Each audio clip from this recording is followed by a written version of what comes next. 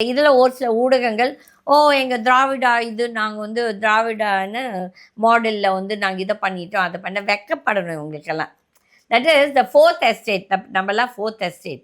நம்ம வந்து we are one of the pillars of democracy. நம்மளே அசிங்கமாக தப்பு செய்தவர்களை நம்ம வந்து என்ன சொல்ற பாராட்டிட்டு பேசிட்டு இருந்தா இதை விட கேவலம் வேற எதுவும் கிடையாது. அப்போ வந்து ஒரு சில இது சொல்கிறாங்க, இல்லை இல்லை எங்கள் தலைவர் போய் சுப்ரீம் கோர்ட்டில் போய் கேள்வி கேட்டு இடிஐ சுப்ரீம் கோர்ட் இவங்க என்ன திசை திருப்புகிறாங்க. அங்கே வந்து சுப்ரீம் கோர்ட் கேட்டது வந்து அந்த 41 எஃப்ஐஆரோ 49 எஃப்ஐஆர் 2016 இருக்குது. அதை பற்றி என்ன செஞ்சுருக்கீங்க, இல்லை அதை வாபஸ் வாங்குறீங்களான்னு தான் கேட்டிருக்காங்க. அது வந்து அதிமுக டைமில் நடந்தது. இப்போ இவங்க வந்து பிடிக்கும் போது இவங்க பண்ண ஊழலும் மாட்டியிருக்கு.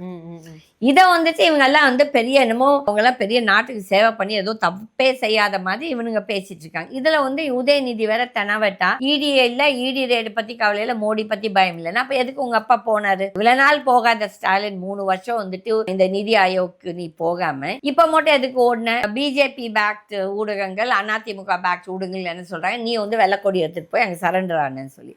ஆனால் உண்மைதான், பிஜேபிக்கு உன்னோட 22 எம்பி சப்போர்ட் என்றைக்கும் தேவை.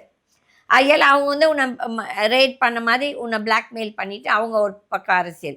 இந்த இடி ரேடை வச்சு அரசியல் பண்ணுறா அது தவறு. ஆனால் இந்த இடி ரேட் மக்கள் இந்த தப்பு செய்யும்போது நம்ம ரேட் பண்ணுறோன்னு சொன்னால் அது நியாயம்.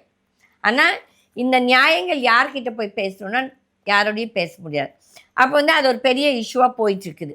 தட் இஸ் நிறைய ஊடகங்கள் ஒவ்வொருத்தரும் ஒவ்வொரு மாதிரி. ஒரு சிலர்லாம் ரொம்ப கொச்சையாக வார்த்தைகளே யூஸ் பண்ணுறாங்க. நம்ம அந்த லெவலுக்கு நம்ம போக வேண்டாம். என்னென்னா வரம்பு இல்லாமல் போகுது.